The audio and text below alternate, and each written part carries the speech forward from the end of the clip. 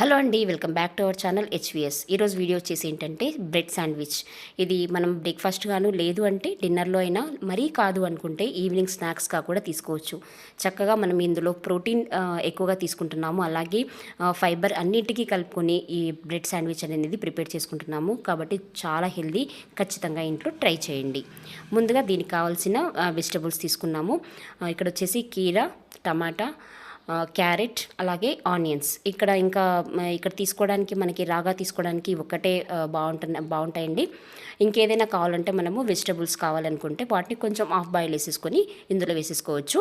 నేనైతే ఇక్కడ ఈ వీటికాడికే తీసుకుంటున్నానండి. చాలా కలర్ఫుల్గా కనిపిస్తున్నాయి కదా, ఇవి చాలా హెల్దీ కూడా. మామూలుగా ఇది ఊరికే తినేయచ్చు.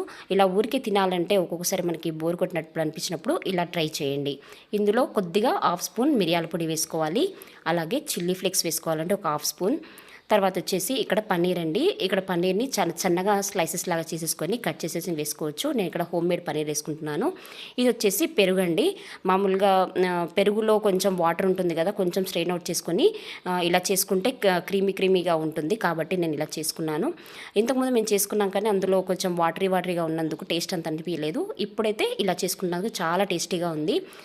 అలాగే దీనికి సరిపడా కారం, అలాగే ఉప్పు. మనం కారం, ఉప్పు అనేది కొంచెం మిరియాల పొడి వేసుకుంటాము, చిల్లీ ఫ్లేక్స్ వేసుకుంటాం కాబట్టి కొంచెం చూసుకొని వేసుకుంటే సరిపోతుంది. అలాగే కొద్దిగా హాఫ్ లెమన్ పిండేసుకోవాలండి. ఇది కొంచెం టేస్ట్ కోసం చాలా బాగుంటుంది టేస్ట్ అనేది. ఇవన్నీ కలిపేసుకొని ఒక పక్కకు పెట్టేసుకోవాలండి. ఇందులో మనం చెప్పాను కదా, పెరుగు అనేది డైరెక్ట్గా వేసుకోకుండా కొంచెం స్ట్రెయిన్ అవుట్ చేసుకున్నాం అనుకోండి, చక్కగా వస్తుంది. ఇందులో మెయిన్ ఇంగ్రీడియంట్ వచ్చేసి శనగలండి. ఒక ముందు రోజు అలా నానబెట్టేసి ఒక విజిల్ కొద్దిగా సాల్ట్ వేసి ఉడికించుకున్న దాన్ని నేను ఇంతకుముందు తిన్న దానిలో అయితే డైరెక్ట్ శనగలు తిన్నాను. అప్పుడు శాండ్విచ్ తిన్నప్పుడు కొంచెం రాలిపోతూ ఉన్నాయి. కానీ ఇలా కొంచెం క్రష్ లాగా ఒక ట్రిప్ అలా తిప్పేసుకొని గ్రైండర్లో ఇలా పలుకుగా చేసుకున్నామంటే సలాడ్కి చాలా టేస్ట్ వస్తుంది. అలాగే మనం తిన్నప్పుడు కూడా కింద పడకుండా చక్కగా తినేసేయచ్చు. ఇప్పుడు స్టవ్ వెలిగించి ప్యాన్ పైన ఆల్రెడీ మేము కొన్ని బ్రెడ్ స్లైసెస్ అయితే వేడి చేసి పెట్టేసుకున్నామంటే అటు ఇటు కొంచెం నెయ్యి వేసుకొని రోస్ట్ చేసి పెట్టుకోవాలి లైట్గా.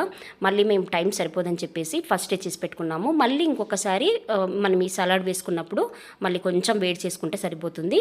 ఇలా బ్రెడ్ పైన ఆల్రెడీ నేను మైనీస్ అనేది నేను వీడియో పోస్ట్ చేశాను. ఎవరైనా చూడని వాళ్ళంటే ఖచ్చితంగా చూడండి. ఆ మైనీస్ స్ప్రెడ్ చేసుకొని ఇప్పుడు మనం ప్రిపేర్ చేసుకున్న సలాడ్ ఏదైతే ఉందో దానిపైన కవర్ చేసుకోవాలండి. ఆ బ్రెడ్ పైన మైనస్ కూడా చాలా టేస్టీగా ఉందండి. మనం బయట కొనుక్కోవాల్సిన అవసరమే లేదు. ఇంకా హెల్తీగా మనం ప్రిపేర్ చేసుకోవచ్చు. ఇంకో బ్రెడ్ స్లైస్ కూడా కొద్దిగా మైనస్ అప్లై చేసేసి ఇలా పెన్నం పైన 2 సైడ్స్ అనేది కొంచెం రోస్ట్ చేసుకొని కాల్చుకున్నామంటే చాలా చాలా టేస్టీగా ఉందండి. మనం ఏదైనా మనకి ఫుడ్ ఆకలేస్తున్నప్పుడు, మనం డైట్లో ఉన్నప్పుడు ఆకలేస్తున్నప్పుడు ఏదో ఒకటి తినాలనిపిస్తుంది కదా, బయట ఫుడ్ కాకుండా ఇలా ఇంట్లోనే చక్కగా శాండ్విచ్ అనేది ప్రిపేర్ చేసుకోవచ్చు. ఇది మనం బ్రెడ్ కావాలి అనుకుంటే మనం మామూలు బ్రెడ్ అయినా తీసుకోవచ్చు. కాకపోతే ఇలా కొద్దిగా నెయ్యి వేసి ఇలా రోస్ట్ చేసుకుంటే చాలా టేస్టీగా ఉందండి. బ్రౌన్ బ్రెడ్ అంటే అందులో స్వీట్ ఉండదు కాబట్టి తినమో అనిపిస్తుంది. కాకపోతే టేస్ట్ మాత్రం అద్దిరిపోయింది. ఖచ్చితంగా ఇంట్లో ట్రై చేయండి. మామూలుగా ఈవినింగ్ టైంలో స్నాక్స్లో మనం డీప్ ఫ్రైడ్ ఐటమ్స్ కాకుండా, అలాగే బేకరీ ఐటమ్స్ కాకుండా ఇలా పిల్లలకి ఇచ్చినా చక్కగా తినేస్తారండి. చాలా టేస్టీగా ఉంది. మనం హెల్తీ ఫుడ్ తింటున్నామన్న ఫీలింగ్ కూడా రాదండి. చాలా టేస్టీగా మనకి కారం కానీ, ఉప్పు, అలాగే లెమన్ కూడా పిండాం కదా, చాలా బాగుంది. ఖచ్చితంగా ఇంట్లో ట్రై చేయండి.